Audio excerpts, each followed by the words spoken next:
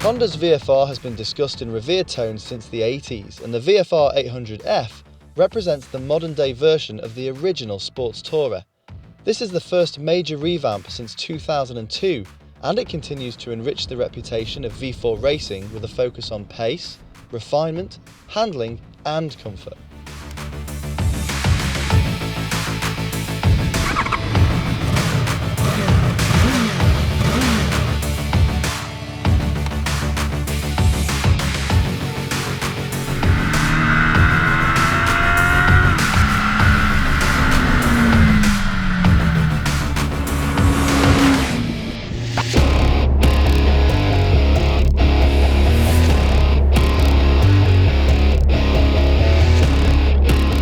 The VFR800F offers a very clean, simple and classy silhouette that mimics the first VFR800 from 1998, albeit with some more modern additions like this daytime running LED headlamp and mirror tips, a single-sided swing arm and these 10-spoke hollow die-cast alloy wheels. The engine is a super smooth 782cc 4-cylinder V4 that develops 104 brake horsepower, and it features Honda's infamous VTEC variable valve system, although here it's been slightly retuned for a less intrusive step between 2 valves per cylinder at low revs and 4 valves per cylinder at high revs.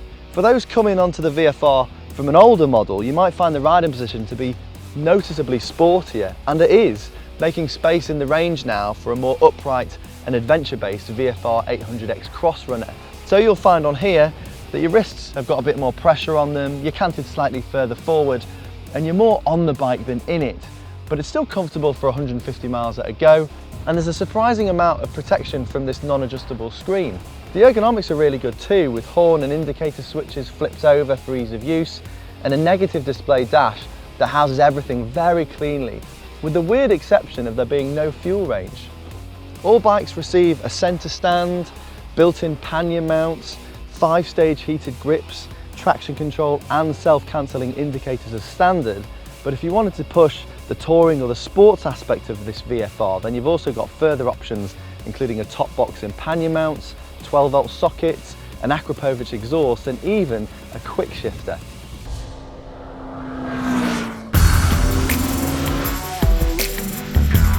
It won't surprise existing fans of the VFR to know that it's the engine that's the star of the show here.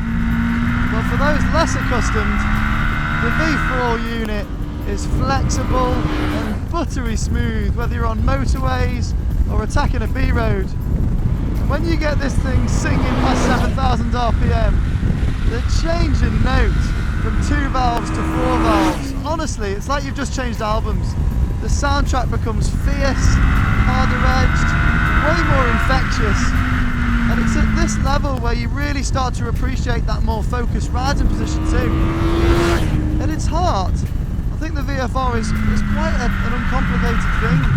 There are no rider modes, no multi-stage traction control, just one setting, on or off, and I like that. It's the basics about this bike that have been done so brilliantly. The suspension is firm, but very well damped, that you've got confidence regardless of what the weather is doing. I suppose if you were trying to pick fault, you'd wish the brakes had a little bit more stopping power left in them. But overall, this is one of those rare bikes that feels instantly familiar, but also inherently well balanced. The more you ride this VFR800F, the more impressive it becomes. It's high quality, it's built to last, and to ride, it never feels anything but secure. If you wanted a lesson in sports touring deportment, this is it.